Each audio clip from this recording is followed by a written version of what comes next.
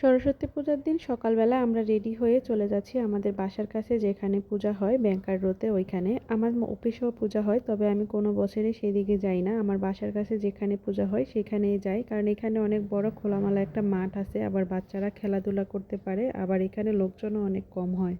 প্রতিবারের থেকে এবারের পূজাটা আমার জন্য একটু অন্যরকম, কারণ তার 2 দিন আগেই আমার জেঠু আমাদেরকে ছেড়ে চলে গেছিল। আমি যদিও তাকে শেষ দেখাটা দেখতে পারি যেতে পারি নাই, অনেকটা বেশি মন খারাপ ছিল। তারপরও বাচ্চাদের মুখের দিকে তাকিয়ে আমাকে তো মন্দিরে পূজার কাছে যেতেই হলো। তো এখানে এসে একটু হলেও ভালো লাগতেছিল, সবার সাথে দেখা হচ্ছে। আবার দেখা যায় যে মায়ের কাছে আসলে যতই মন খারাপ থাকুক না কেন একটু হলেও ভালো লাগা কাজ করে। আবার নিজের বাড়ির কথা অনেক বেশি মনে পড়তেছিল যে আমি তো এখানে ঠিকই সব কিছু ভুলে মায়ের পূজার এখানে চলে আসলাম, কিন্তু বাড়িতে তো সবাই অনেক বেশি মন খারাপ করে আছে। তো যাই হোক, আমরা আসার কিছুক্ষণ পরেই পূজাটা শুরু হলো।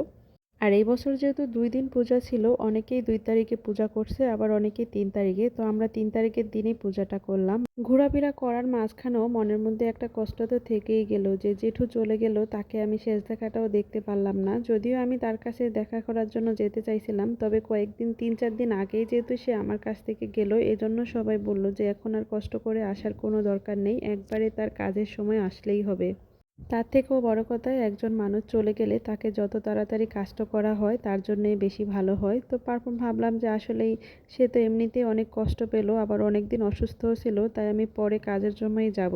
তবে একটা কষ্ট মনের মধ্যে থেকেই গেল যে কয়েকদিন আগেই যখন আমি ডিসেম্বরে বাড়ি গেলাম তখন তাকে আমি সুস্থ দেখলাম, তার সাথে কথা বললাম, কিন্তু এইবার আর বাড়ি গেলে তাকে দেখতে পাবো না।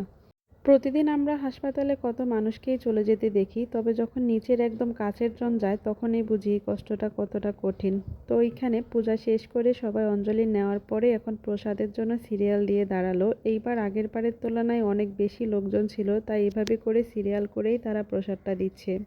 ছোটবেলায় আমরাও ঠিক স্কুলে এরকম পূজার পরে প্রসাদের জন্য সিরিয়াল দিয়ে থাকতাম। ওরাও এখন একটু একটু করে ছোট থেকে বড় হচ্ছে, আর এভাবে করে এই সব কিছু দেখে তারপর বুঝে বড় হচ্ছে, এটা ভেবেই আমার কাছে ভালো লাগতেছিল। তো তারা ফল প্রসাদ আর খিচুড়ি প্রসাদটা আলাদা করে দিচ্ছিল, তো সবাই মিলে খাবারটা একসাথে এনে এখানে একসাথে খেতে বসলাম। দেখা যায় এখানে প্রতি বছর আসি, অনেক নতুন নতুন মানুষজনের সাথে দেখা হয়। 1 বছর পরে আবার তাদের সাথে দেখা হয়, আবার দেখা যায় অনেকের সাথে দেখা হয় না। তবে এইবার 2 বছর আগে দুইটা দাদা একটা দিদির সাথে দেখা হয়েছিল, তাদের সাথে 2 বছর আগে আমাদের দেখা হলো। এইবার আবার তারা দুজন এখানে আসলো, তাদের সাথে দেখা হয়ে কথা বলে বেশ ভালোই লাগলো। অনেক সময় দেখা যায় নিজের প্রিয়জন যখন অনেক দূরে থাকে, যাদের সাথে থাকি তাদের সাথে এমন একটা সম্পর্ক হয়ে যায় তাদেরকেই নিজের প্রিয়জন ভাবতে শুরু করি। পূজা শেষ করে আমরা প্রসাদ নিয়ে এখন বাসায় চলে আসবো। আসার আগে ওদের একটু খুনসুটি, এটা দেখেও ভালো লাগলো।